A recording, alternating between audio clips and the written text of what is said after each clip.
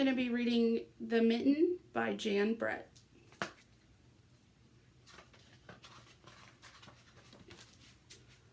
Once there was a boy named Nicky who wanted his new mittens made from wool as white as snow. At first, his grandmother Baba did not want to knit white mittens. If you drop one in the snow, she warned, you'll never find it. But Nicky wanted snow white mittens, and finally Baba made them.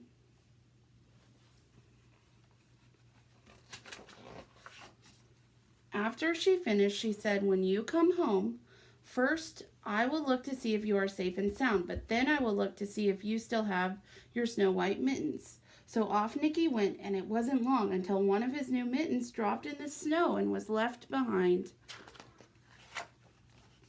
A mole, tired from tunneling along, discovered the mitten and burrowed inside. It was cozy and warm, just the right size, so he decided to stay. A snowshoe rabbit came hopping by. He stopped for a moment to admire his winter coat. It was then that he saw the mitten, and he wiggled in, feet first. The mole didn't think there was room for both of them, but when he saw the rabbit's big kickers, he moved over.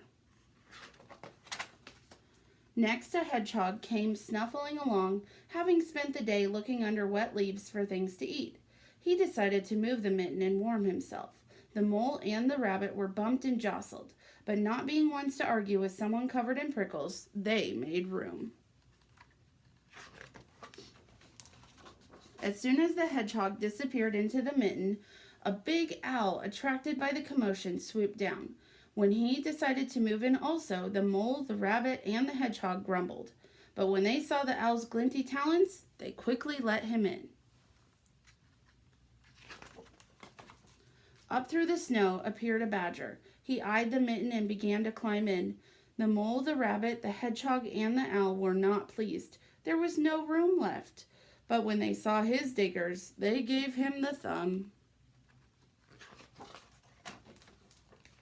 It started snowing, but the animals were snug in the mitten. A waft of warm steam rose in the air, and a fox trotting by stopped to investigate. Just the sight of the cozy mitten made him feel drowsy. The fox poked his muzzle in. When the mole, the rabbit, the hedgehog, the owl, and the badger saw his shiny teeth, they gave the fox lots of room. A great bear lumbered by. He spied the mitten, all plumped up. Not being one to be left out in the cold, he began to nose his way in. The animals were packed in as tightly as could be, but what animal would argue with a bear? The mitten swelled and stretched. It pulled and bulged too many times its size, but Baba's good knitting held fast. Along came a meadow mouse, no bigger than an acorn. She wiggled into one space left and made herself comfortable on top of the great bear's nose. Mommy?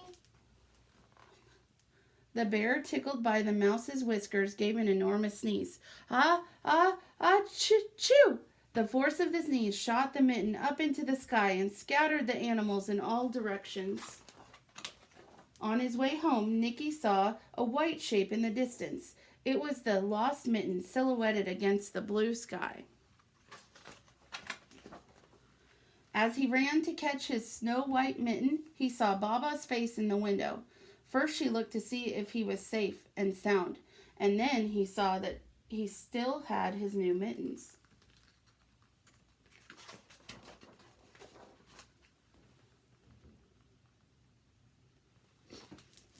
Thanks for reading with me tonight, Central. I will see you later.